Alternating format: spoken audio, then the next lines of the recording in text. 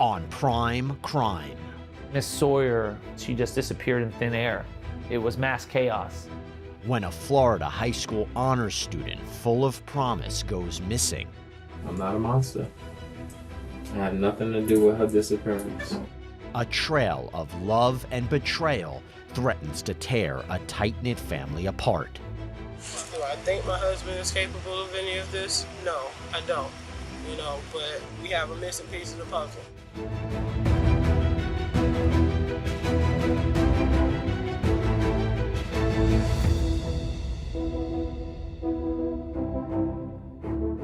Hey there, everybody. I'm Jesse Weber, and welcome to Prime Crime. This is where we break down the most compelling and memorable true crime cases from across the country. When a 16-year-old girl named Ayanna Sawyer suddenly vanishes, her family and police chase down every possible lead. This is a very twisted story that proves quite difficult for authorities to crack. Jacksonville 911, what's the location of your emergency? Did not come home from school today, so phone is going straight to Brooklyn. It's not like her. Okay. You have no idea what she is. December 19th, 2018 started out a normal day. IS was a 16-year-old high school student, a sophomore, straight A student at Terry Parker High School here in Jacksonville, Florida. She also went to school with her sister, SS, who was a year younger in her 9th grade year. Because Ayanna Sawyer and her sister are minors, investigators sometimes refer to them by their initials, IS and SS, to protect their identities. Her sister was on the bus and she wasn't. I don't understand why she wasn't on the bus. Did you ask your sister why? She said she didn't know, and that's not like her. That's not like them to be together. When SS calls her mother frantically, stating that IS did not get on the bus, Kimberly Mobley was at work. So she called two of her sisters. One of the sisters called 911 while the other one headed to Terry Parker High School. Do you think it's foul play? Ma'am, I have no idea. This is out of character for her. Okay. And for me to call you all, something's wrong. Her family went crazy. They called 911, they called everyone. It was mass chaos because she just disappeared in thin air. So IS, she was the firstborn. She was extremely close to her mom. She was extremely loyal. She loved being with her family. She wanted to be either a doctor or a lawyer. She was into her scholastics, being the straight A student.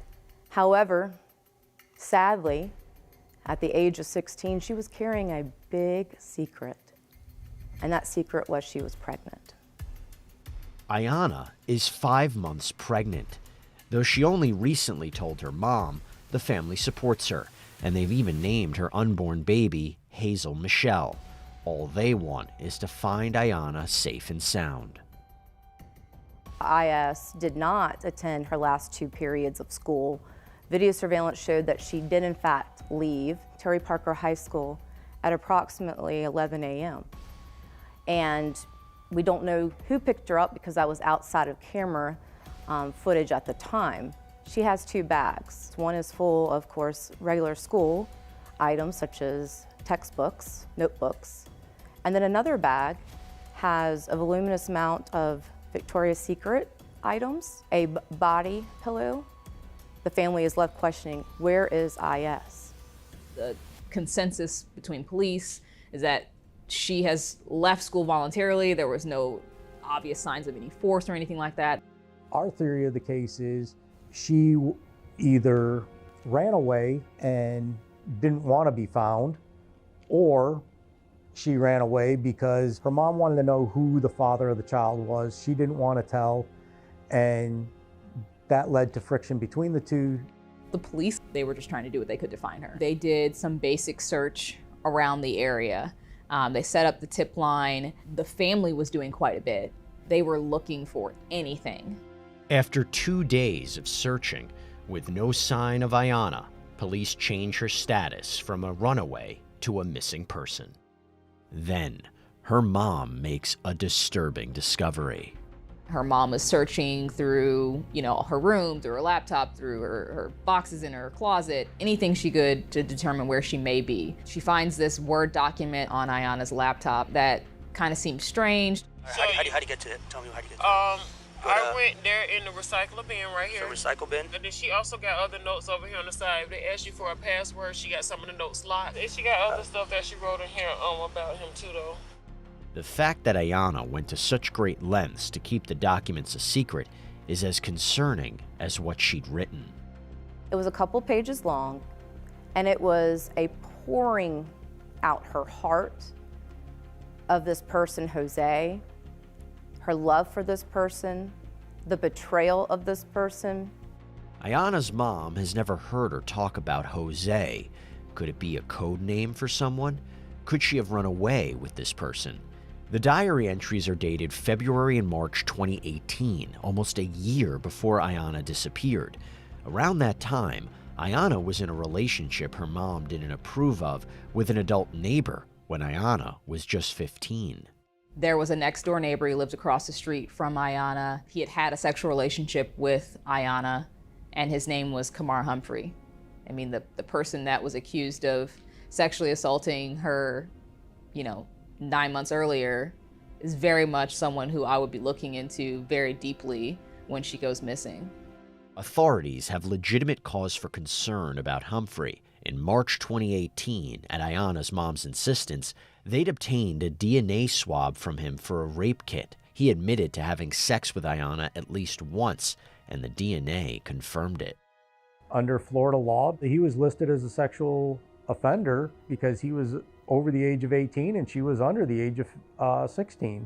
The time period that the rape kit was done, that we can confirm there was a sexual relationship, is outside of the time period that she would have conceived. But we have always asked, did that relationship continue on? And we know it went on for months just based on the conversations that she had with friends. He's a viable suspect for the father of her child. Police ask Humphrey where he was the day Ayana went missing. When he shows proof he was out of town, investigators have to rule him out. But if he's not Jose, who is? That's when a new name comes into the mix: Jonathan Quilez. She confronts Ayana's sister, and Ayana's sister's the one who says, oh, that's Jose is Uncle John. So Ayana was John's niece by marriage. He was Uncle John to Ayana and to the other siblings as well. They were very close. His wife and him both took care of the kids on a regular basis. They would spend time at their house. John, really charismatic guy. He's very likable. He was a mechanic. He was a handyman. He had a good family life, was working, doing well, married, had a kid, another one on the way at the time. Ayana's mom knows the two are very close, but if Uncle John, aka Jonathan Quilez, is the Jose in Ayana's diary, did things go too far? Her mom is determined to get to the bottom of whatever is going on. She calls police, and they head over to his house. Hey, John, what's going on? This is crazy. All this just got dropped happened, on me. Like both of us. I was just trying to get a damn guy to sign a lease over there, and I'm coming back. I see patrol cars in my dang house. He arrived while they were there. He was calm, cool, and collective. I'm here to help. We literally had their kids, her kids, for summers. Summer at a time, and then weekends. All of them. If we knew where she was at, we would have been the first ones to grab her ass and bring her over. Yeah, exactly. We're posting stuff on our Facebook trying to find her the same way they are. He did not know anything. He didn't have any involvement. Even his wife, was defending him and that he would never do anything to harm IS. So I'm gonna tell you, with regards to this here, do I think my husband is capable of any of this? No, I don't. But I don't. We have a missing piece of the puzzle. Police tell the couple they have a warrant to search the house. You got free reign. I'll hang out here. They'll go in and look. Okay, that's cool. And then we'll take it. We'll go from there. So you guys hang tight for me? Yeah, it's not a I'll be right back. Naomi and John say, hey, search our house, do what you need to do, look through, because, she's not here. We have nothing to do with it. You got all the rooms? Yeah. Okay. So backyard. Yeah, let's look at the back. Look at the backyard? Sure. Even one of the officers found it kind of funny because Jonathan's sitting there, he's like, hey, come on in, whatever you guys need. You want something to eat? You want something to drink? And he's inviting him in like he's one of the family. But Quilez and his wife do admit that Ayana's mom voiced her concerns about Quilez's contact with her daughter since she found the document on her laptop. Once that all happened, we got blocked completely from having any communication. But then the girl said, well, we can't speak with you now because we blocked. Mama said to block you, so we got to wait until this passes over. Okay. So, the same, but it's not uncommon. Yeah, this has happened before, and then they come and they'll stay, weekends over here at the house. It seems like the relationship was a little more complicated than anyone initially thought. Then, the couple makes another statement that seems to catch officers by surprise. So while talking about, well, do you know any items that are missing of IS's? Well, the wife had stated when she left, she took a lot of her Victoria's Secret undergarments. Jonathan Quilez is even more specific. Oh yeah, her 38 pair, indicating that she had taken 38 pairs of Victoria's Secret undergarments with her. How someone in a family relationship would know that is obviously very odd. As cooperative as Quilez has been, officers sense something is off. She said that she knows who the father was, but she ain't saying. Oh, she did know? Yeah, she knows who the father of her child was, and she did. But then you can't really take anything that she's saying serious because now that she's been gone, I question literally everything. Police there wanting to talk to John about, have you had a sexual relationship with Ayana? And so it's just, they were investigating him, at least trying to find out.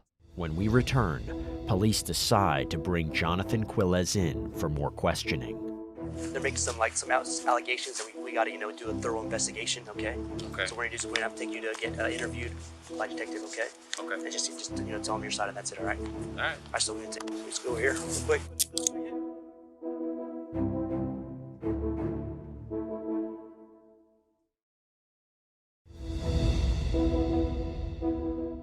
When Quilez was brought in for questioning, he acted like you would expect. He denied everything, said he didn't know anything, and he lamented the fact that his niece was missing. December 27th, 2018, about a week after 16-year-old Ayana Sawyer, or IS, disappeared. It's especially concerning because she's pregnant. Police have brought in her uncle, Jonathan Quilez, for an interview.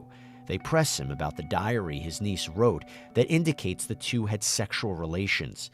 He denies any inappropriate contact and has even provided his DNA to police. You guys took my DNA at the house. I don't have nothing to hide. You are looking at the wrong person. I have nothing to do with that girl disappearing whatsoever.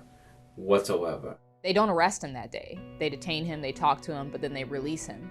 However, Quilez has raised enough suspicions that a few days later, police turn the investigation over to homicide detective Abbott, who immediately processes the DNA Quilez provided. It was submitted to the Florida Department of Law Enforcement here, and a rush was put onto it because what we had learned was that a sexual assault kit involving IS had been submitted back in March of 2018, and there was unknown DNA. The results showed DNA from neighbor Kamar Humphrey, which was expected since he and Ayana had had a relationship.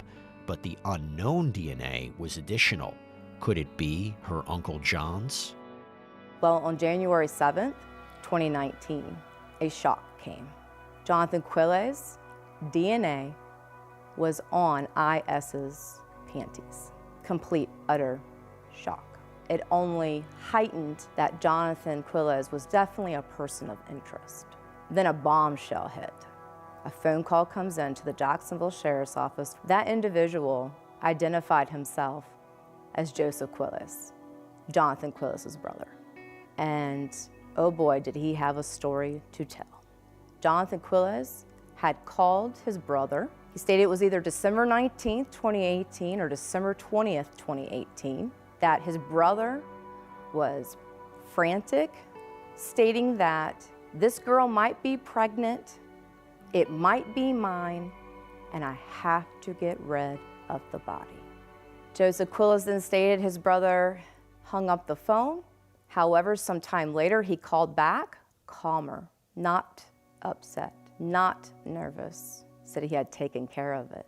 When Joseph asks his brother to explain, Quilles reportedly gets surprisingly specific. Jonathan Quilles tells his brother that he lured her to his work in an area where no video surveillance, no other workers, it's loud, and he went to strangle her, but he couldn't stomach it, so he shot her. He then put her body in a dumpster, and then it's done.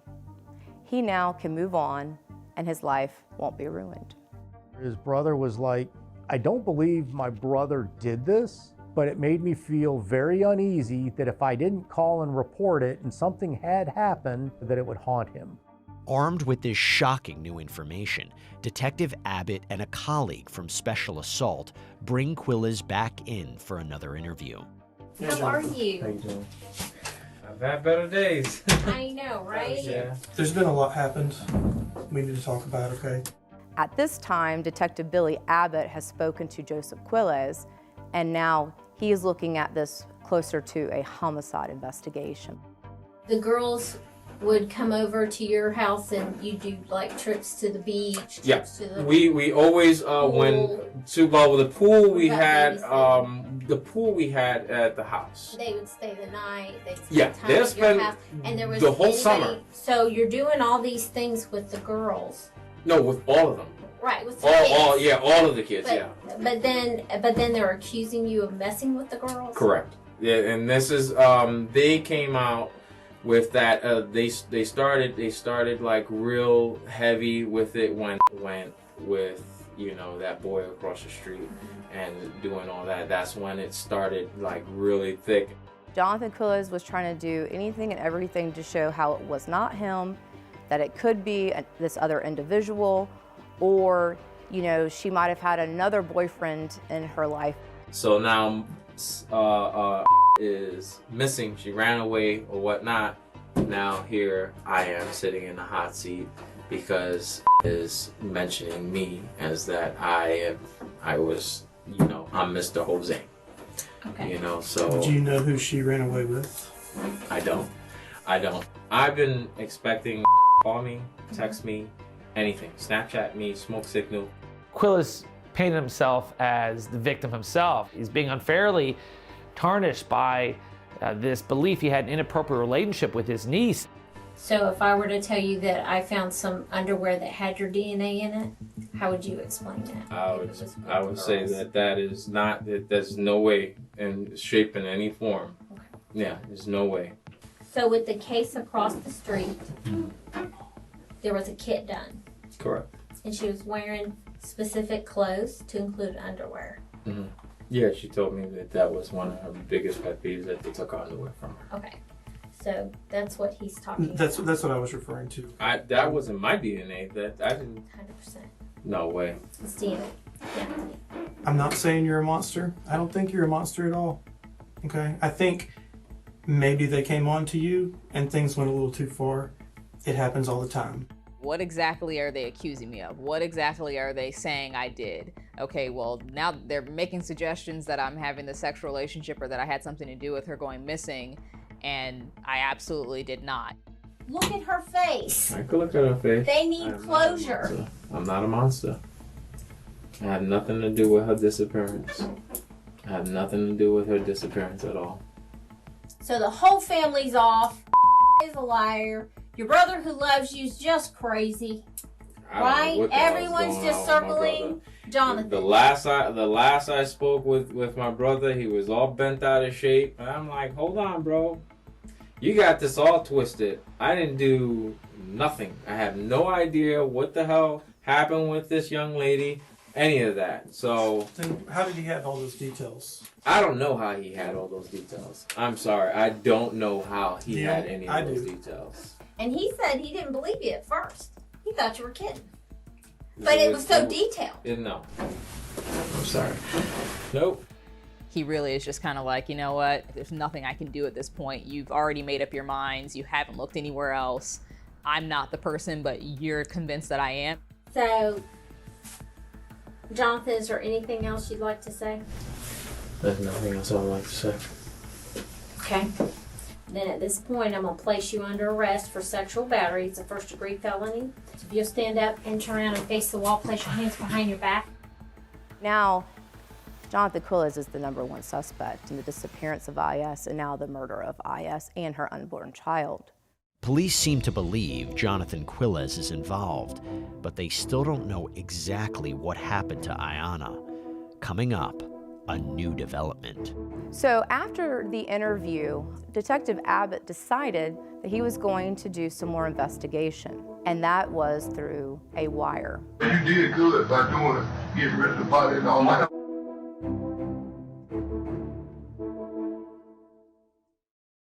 Hey everybody, we're going to get you right back to the Quilles case in just a minute, but before we do, what do a lot of the stories we cover here on Prime Crime make clear? That the unfortunate truth is you have to know who you're surrounding yourself with. You have to be careful about who you let into your life, especially new people, new friends, new dates, new people you meet on social media. Well, that's why I want to talk to you about truthfinder.com. Not only our great sponsor, but a service that can provide actual safety for you. Why do I say that? I say that because Truthfinder is one of the largest public records search services in the entire world. Their whole goal is to help people like you learn what is going on with the people in their lives. Here's how it works. You go on their website, truthfinder.com, and you type in a name. I'll be the guinea pig. Make it easy. Type in my name, Jesse Weber. When you do that, within minutes, you get access to reports that include information like phone numbers, addresses, associates, previous arrests, criminal convictions. No, I don't have any of those, but you get the idea. Also, you know what's really useful is if you type in an address, it tells you the registered sex offenders that may live in that area too. That's the point. Unless you use Truthfinder, you may never know the reality about the people around you. Now, aside from all this nefarious stuff, Truthfinder is also a great tool to use when just trying to reconnect with people, long-lost friends, family members you haven't spoken to in a while. Truthfinder can help track down these people's information for you. Well, right now, you can get 50% off of confidential background reports, 50% at truthfinder.com/LC Primecrime. Hope you check it out. You been praying for? Huh? You been praying? I haven't stopped praying. I've been praying this whole time. You have to forgive me?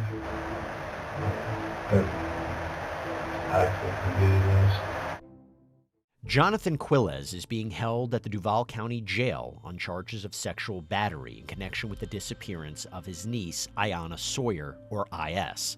When police interviewed Quilles, he denied any wrongdoing, but Detective Abbott has gathered some powerful evidence against him, including DNA and a confession Quilles apparently made to his own brother.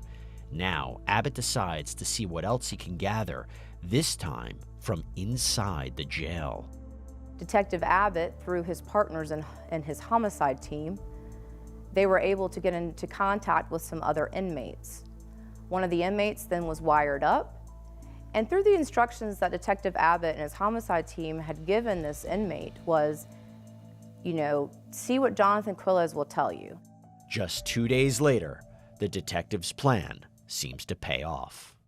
You did good by doing it, getting rid of the body and all that. Why would they point fingers at you? Because of my brother. Now why did you kill her? If you didn't think she was going to jail, or you just felt like it was going to hit the fan and later on. Yeah, she was 16 when she came out that she was pregnant. There's a possibility that was mine.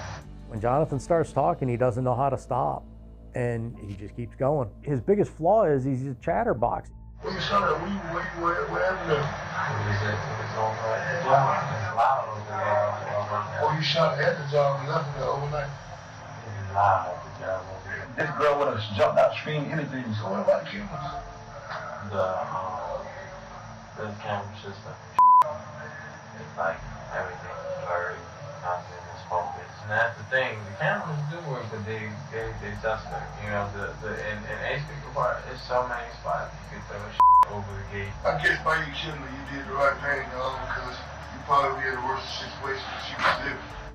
The challenge with jailhouse snitches is that you could have some doubts. Well, he's just bragging in prison because he wants to have some street cred there. But his words are his words. And when you compare that to his own brother's comments and Miss Sawyer's younger sister's words that Jose was Jonathan, now the evidence is really starting to pile up.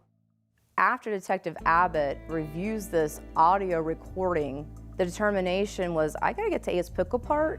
I gotta make sure that we get that video surveillance. Ace Pick-Apart You Pull It is the auto salvage yard where Jonathan Quilez works. Video surveillance from December 19th, the day Ayanna disappeared, could answer a lot of questions and confirm or deny Quilez's statements.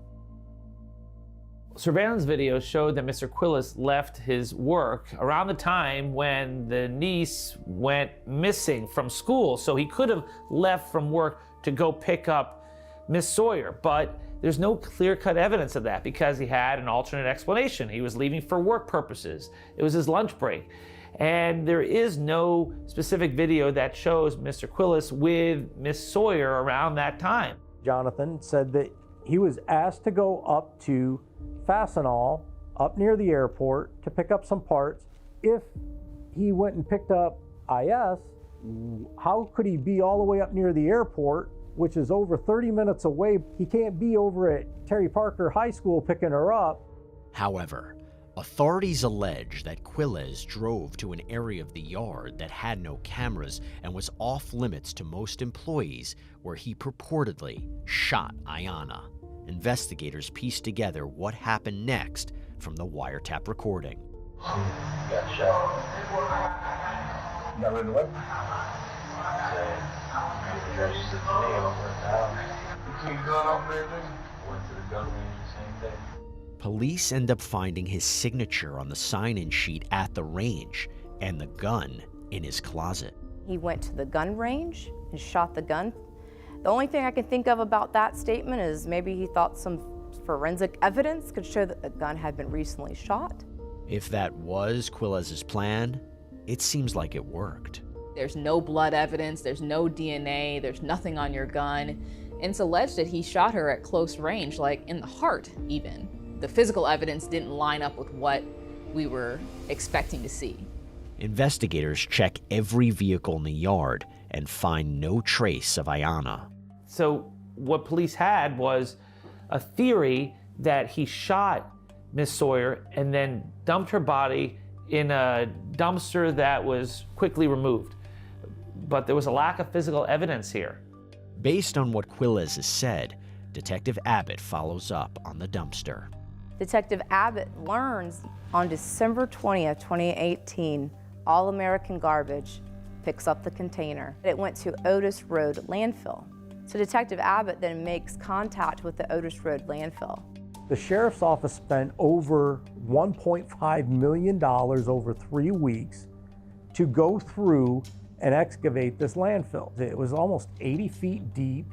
The tons and tons of trash that was moved, even by their own account, was monumental in nature. And they found nothing over a 3-week period of time. They couldn't find anything that directly tied Mr. Quilez to Miss Sawyer's disappearance. They found some articles of clothing that they thought were Miss Sawyer's, but the sizes were a little different. It was some Victoria's Secret clothing, and it could have been her clothing, especially as she was carrying a baby, but it's not 100% clear to law enforcement that they've got the goods.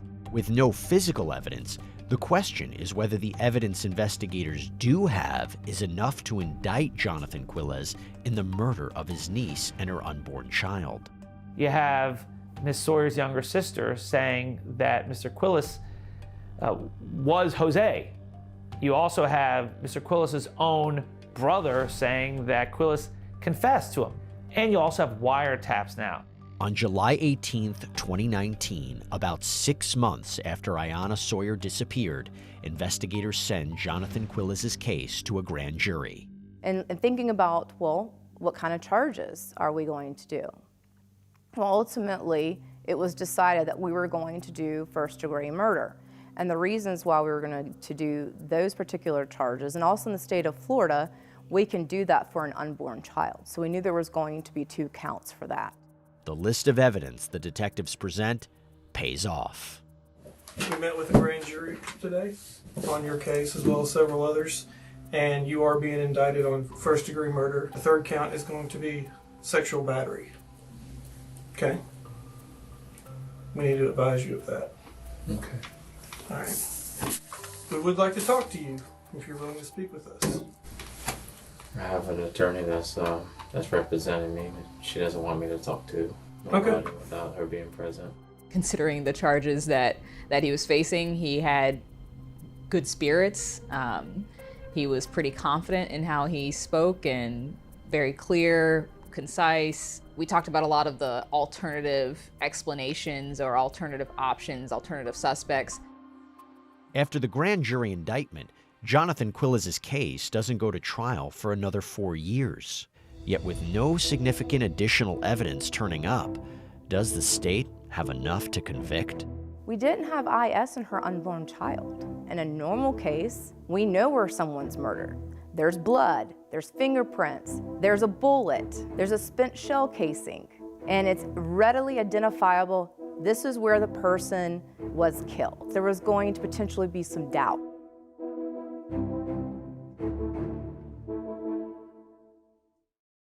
Hey, everybody, we're going to get you right back to the Jonathan Quilles case in just a second. But look, I know that we cover some very difficult stories here on Prime Crime. The world's scary. I don't have another way of saying it. It just really is. And it is hard to be prepared for what happens.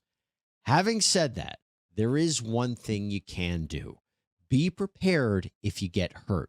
That brings me to Morgan & Morgan, the largest injury law firm in America and our proud sponsor. Look, if you should get injured, it is so vital that you understand your legal rights and whether you're entitled to be compensated, because that injury could be worth millions of dollars. Morgan & Morgan is a firm that's not afraid to take on big insurance companies that sometimes lowball offers. No, Morgan & Morgan will take a case to trial if it's necessary. And you know what? They win big. Verdicts of $12 million in Florida, $6.8 million in New York, $26 million in Philadelphia. All of these, by the way, significantly higher than the highest insurance offers. And since Morgan & Morgan is so client-focused, they want to make the process as easy for you as possible. They've completely modernized it, so it's all done from your smartphone, from submitting your claim to signing documents, to uploading materials, to talking to your whole legal team. Seeing if you have a case only takes a few minutes. So if you're injured, you could start by easily submitting a claim at www.forthepeople.com/primecrime or by dialing #law. That's #529 on your phone. All right, let's get you back to the Quilles case.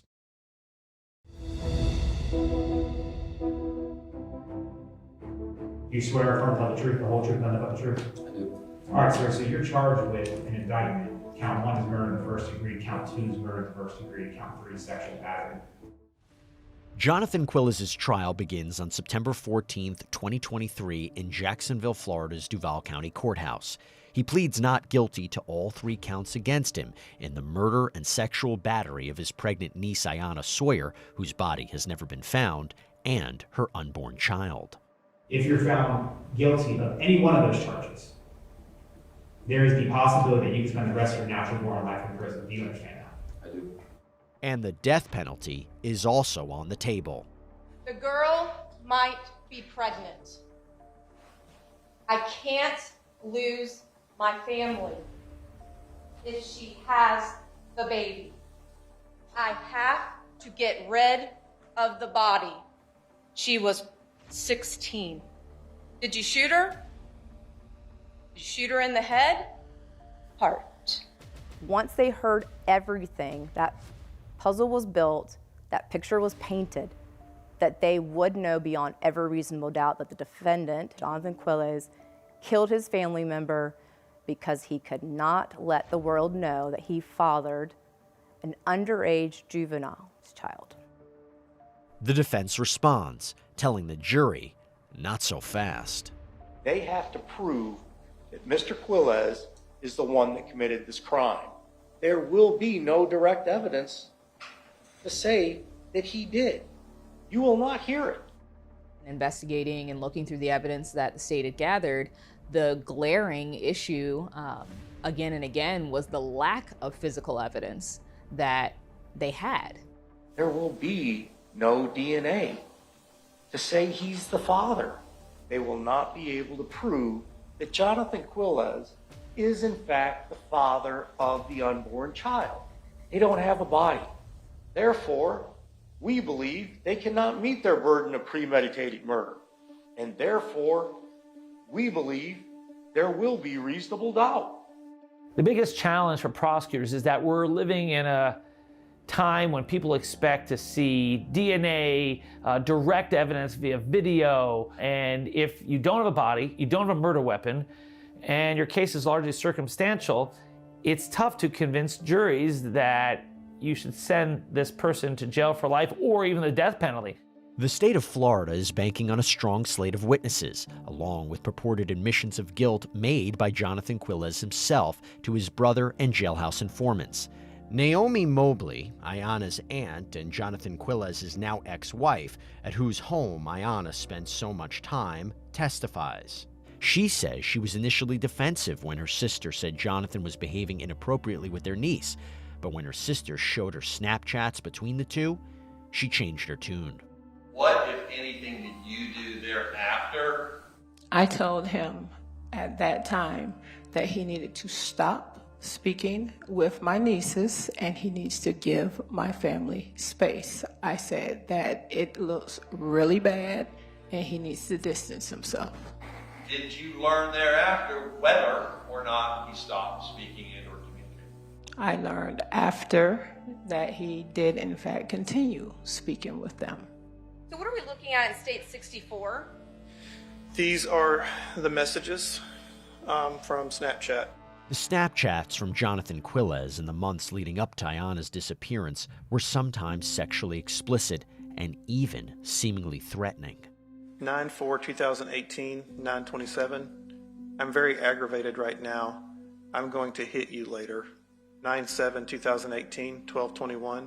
Yeah, so I need you to be like 100% with me at all times. I'm just so in love with you. I'll kill you and cry. There was a change in his behavior after she went missing. Prior to that, he was fidgety and nervous. He was restless. After she went missing, then he slept like a baby. Quillez's brother Joseph also gives emotional testimony about his conversations with Jonathan. As evidenced by their phone records, they talked 4 times between December 18th and 20th, 2018, the time period of Ayanna's disappearance. Joseph could tell his brother wasn't acting like himself. His demeanor was a little off. It was kind of like he was nervous or a little panicky about something. Have you heard your brother sound panicky to you on previous occasions? No, he was more concerned about what is he going to do with the young lady in question. That she might be pregnant, and what is he going to do? He doesn't want to ruin his family and mess up what he has already going on. In their last conversation, Jonathan Quillez seemingly finally came clean about what exactly he did on December 19th, 2018. He'd picked up Ayanna from school, telling her they would run away and be together. He had her sitting in a vehicle, waiting. He tried to strangle her. It didn't work out. He couldn't stomach it. And so then he later shot her in the chest. And then he proceeded to discard the body by transporting it into a dumpster and destroying the vehicle. Mr. Quillez, were you surprised by what he told you? Absolutely. On December 20th, Joseph wrote his brother a heartfelt text, which the prosecutor reads in court. I can't talk to you right now. I have to stay firm on my decision. What you told me isn't some joke or something you like about. So yes, I told the police because they needed to know. I'm sorry I have to do the right thing for that girl and her family, not the right thing for you and your selfishness. I hate to lose you, but I'd rather that the girl's family have some peace. If you're innocent, then you don't need to worry and they won't find her body. But if you're not, they're going to find her. And in that case, I already lost my brother. Prosecutors argue Jonathan Quillez had also told his story to jailhouse informants, including an inmate who, ironically, Quillez met in a Bible study group. Tell this jury what he said to you. Choked her. He pulled his gun out and shot her. What, if anything, did he tell you with what he did with her once he shot her? Once he shot her, he threw her body in the dumpster. You shot her, how you killed her? You don't mind me asking, I'm just blunt. Yeah, I know. I know you don't really want to talk about it. It's all going to be able to get rid of the body. See, I dumped garbage over at the landfill. It would be buried under like 3 feet of garbage. When the inmate had testified and we played that wire, we no longer had to say, this is what Jonathan Quillez said, believe the state of Florida. It was listen to him himself. You could watch the jurors' reaction of Jonathan on that wire and what he said and how he said it. You could literally watch the jurors change the entire demeanor of how they felt about the case. 8 out of the 12 jurors, almost in unison, turned their heads, looked right at us, and you could just read the look on their faces like, you're done. We, the jury, find the defendant guilty of first-degree murder as charged in the indictment. Verdict count 2. We, the jury, find the defendant guilty of first-degree murder as charged in the indictment. Verdict count 3. We, the jury, find the defendant guilty of engaging in an act that constitutes sexual battery. If he hadn't started talking, if he hadn't done that, there was more than enough reasonable doubt if his own words hadn't walked them through it for the state. After almost 5 years of living and breathing IS's case, getting to know IS, seeing IS's picture every day in my office, the best words ever were heard: guilty. As the case reaches the penalty phase, the question the jury will deliberate next is whether Jonathan Quillez should be sentenced to life in prison or death. Jonathan Quillez is now a 2-time convicted murderer. Each of you know the horrendous facts that occurred in this case. Each of you did justice when you convicted the defendant beyond a reasonable doubt of premeditated murder of IS and the premeditated murder of IS's unborn child. And we'll ask you all to render a vote of death. State of Florida did hope that they would come back and recommend death. That's why we sought it to begin with, given the totality of the evidence in this case. The defense had hoped for a different outcome. We're asking you to save his life. Does he deserve it? You probably don't think so. But is there something there worth saving? Is there something there that would make you all come back and say life without the possibility of parole is appropriate? We were able to put on witnesses, his family, a psychologist that evaluated him, to humanize him, really, at the end of the day, to make it so that you could understand that this is a life worth saving. The jury is decisive once again. We, the jury, find Jonathan Quillez should be sentenced to life in prison without the possibility of parole. It was disappointing. However, we respect the process of our system, and ultimately we were just beyond ecstatic that they had found guilty verdicts. When they came back for life, that was the biggest sigh of relief. I really felt like at that point, that was the best thing that we could do for him as his attorneys, was to save his life. That was a huge win for us. Ultimately, our judge did 3 consecutive life sentences.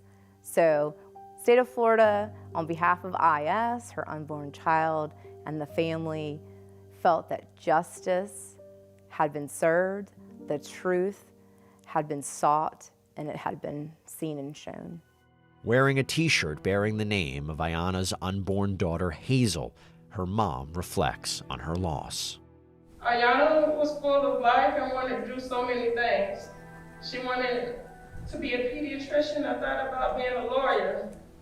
To my mom, she was going to be a lawyer because she could talk her way out of almost anything.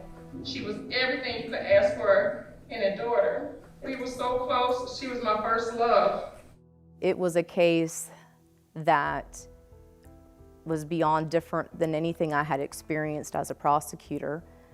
You get to know IS through her death. You get to know her unborn child. You get to know her family. She is a part of me. I would never hear her say, I love you. I would never receive another FaceTime from her while I'm at work. I thank God for the 16 years that I was able to spend with her. Until we meet again, I love you forever. Yes, the jury found the right person accountable. However, IS is forever gone. And not only just forever gone, she's forever 16.